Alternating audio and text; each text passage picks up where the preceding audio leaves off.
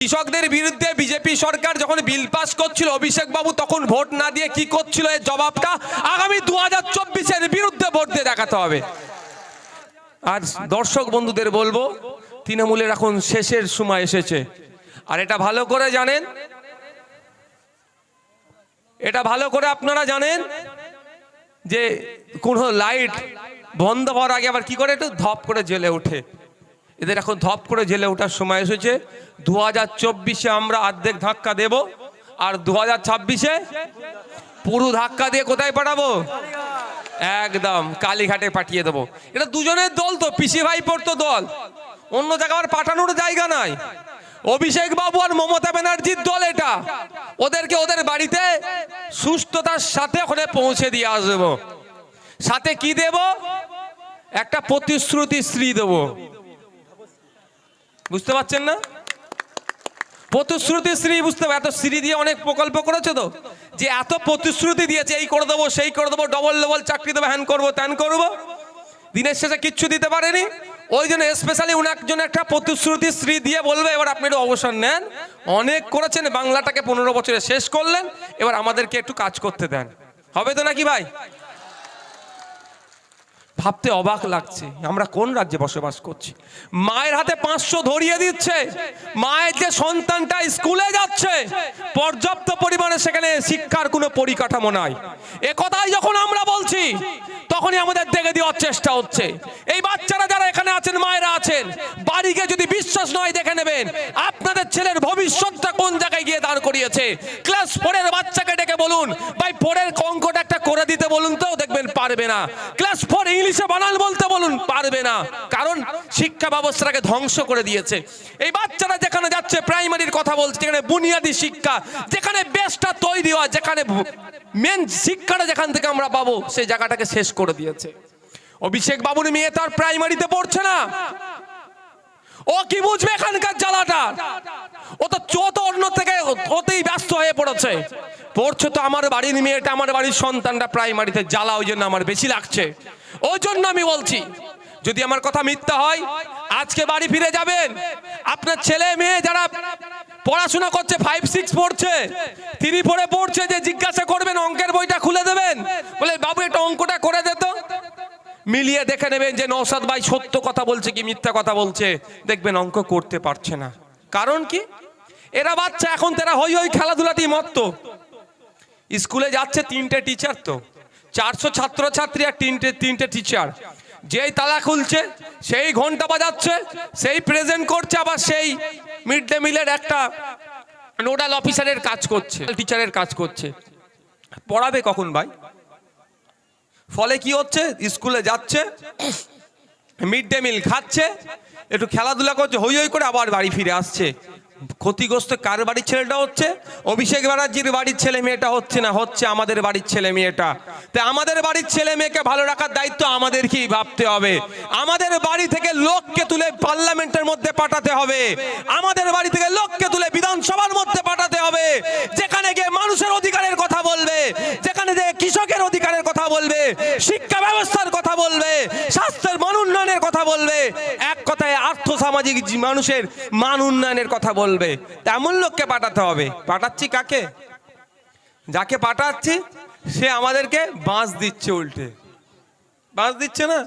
Civic teacher দেবে বলেছেন, civic police দেবে বলছে, অনেক কিছু সিভিক দেবে বলছে। আমার কাছে ভাই একটাই প্রশ্ন, সিভিকগুলো আমরা নিয়ে মরি। আমি সিভিককে বদনাম করছি না, আমি তাদের মধ্যে যারা সিভিক ভলেন্টিয়ার আছে অনেক আছে,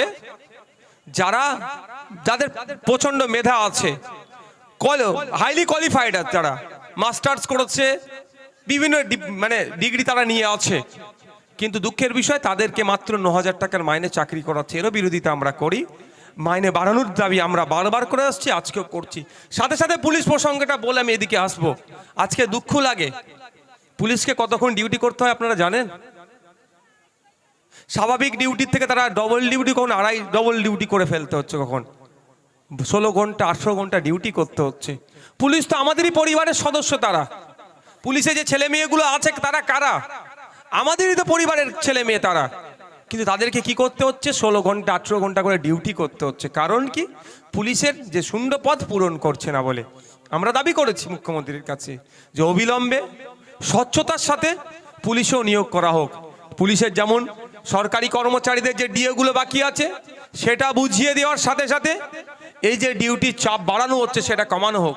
লেবার কোডের বাইরে গিয়ে মানুষকে ডিউটি করিয়ে নিচ্ছে, কেন করবে? তার বিরোধিতা আমরাও করছি। যেটা বলছিলাম, আপনার বাড়ির ছেলে মেয়েগুলোকে দেখুন আজকে শিক্ষা অবস্থা কোথায় যাচ্ছে, আর মায়েদের হাতে 500,000 টাকা ধরিয়ে ছেড়ে দিচ্ছে।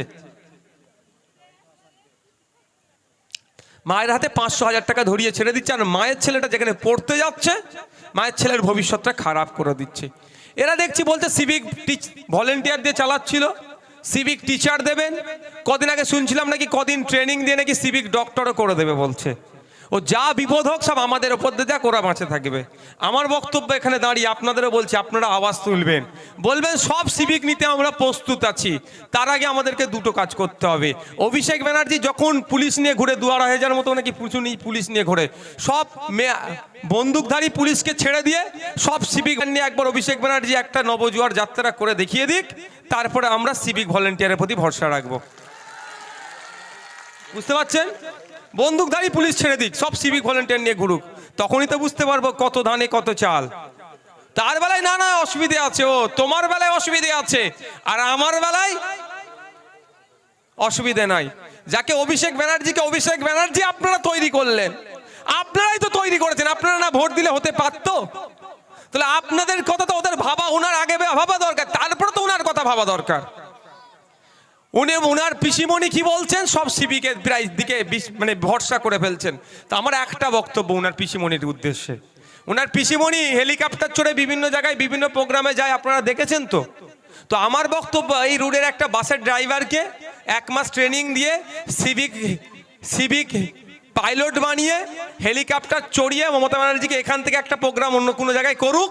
উনি যদি নিজেকে মনে করে স্বাচ্ছন্দ্য বোধ করে যে সিভিক পাইলট দিয়ে চলা যাবে রাজ্যে, তাহলে সিভিক টিচারদের দিয়ে আমাদের বাচ্চাগুলোকে পড়াবো আমরা। মনে হয় আপনাদের মনে হয় 1 মাসের ট্রেনিং দিয়ে একটা বাসের ড্রাইভারকে যদি বলে হয় হেলিকপ্টার তুমি ওড়াও, ওতে মমতা ব্যানার্জি চড়বে? কেন চড়বে না? বলে দূর খ্যাপা, আমি জীবন দেবো নাকি? এইরকমই ভাবে বলবে। খুব কাছের থাকলে আরে দূর খ্যাপা, ও 1 মাসের আমাকে কি করবে, কোথায় গিয়ে গুজে দেবে, মরে যাব, প্রধানমন্ত্রী শখটা মিটে যাবে, এই ধরনের কিছু একটা তো বলবে নাকি? তো উনি যদি সিভিক ড্রাইভারকে দিয়ে সিভিক পাইলট বানিয়ে যদি না চড়তে চায়, তাহলে উনি আমাদের চিকিৎসার জন্য কিভাবে সিভিক ডক্টর ফিট করছেন, আমাদের বাচ্চাদের পড়ানোর জন্য কিভাবে সিভিক টিচার নিয়োগ করছেন, আমাদের নিরাপত্তার জন্য কিভাবে সিভিক ভলেন্টিয়ার দিচ্ছেন?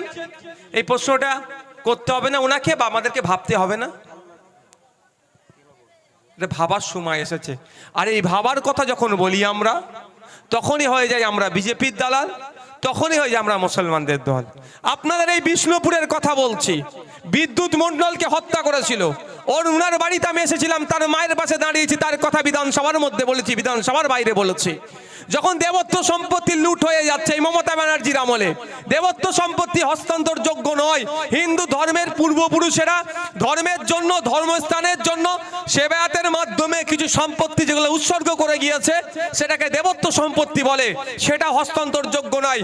এই মমতা ব্যানার্জির আমলে মমতা ব্যানার্জি যার নিজে মুখ্যমন্ত্রী, তার নিজ দপ্তরের মন্ত্রী, সেই ভূমি সংস্কার দপ্তরের মাধ্যমে জমি হস্তান্তর হয়ে যাচ্ছে, বিক্রি হয়ে যাচ্ছে। এর যখন বিরোধিতা করছি আমরা, যখন রুমা ওরায়ের বাড়ি চলে যাচ্ছি, জল জমি জঙ্গলের যে স্বাভাবিক অধিকার আদিবাসীদের, সেটা কেড়ে নিচ্ছে কেন, একথা যখনই বলছি, তখন আমরা মুসলমানদের দল হয়ে আসাদের মাথায় টুপি মুখে দাঁড়িয়ে ও মুসলমানদের দল। যখন চলে যাচ্ছি ওয়াকফ প্রপার্টি উদ্ধারের কথা বলছি, যখন আনিসকে হত্যা করা হলো কেন তার জবাব চাইছি, যখন সংখ্যালঘুদের সাথে যে দ্বিচারিতা হচ্ছে, সাচার কমিটির সুপারিশ বাস্তবায়ন তো দূরের কথা, উল্টা আরো বঞ্চিত হচ্ছে, যখন এ কথা বলছি, তখনই নওশাদ সিদ্দিকী বিজেপির দালাল, আইএসএ বিজেপির দালাল হয়ে যাচ্ছে। যাবো কোথায়? ওয়াকফ সম্পত্তি উদ্ধারের কথা বললে বিজেপির দালাল, আর দেবত্ব সম্পত্তি উদ্ধারের কথা বললে মুসলমানদের দল। মানে দেগে দেওয়ার চেষ্টা করছে। বন্ধুগণ যারা উপস্থিত হয়েছেন, আপনাদের কাছে বলবো চোখ কান খুলে রাখুন।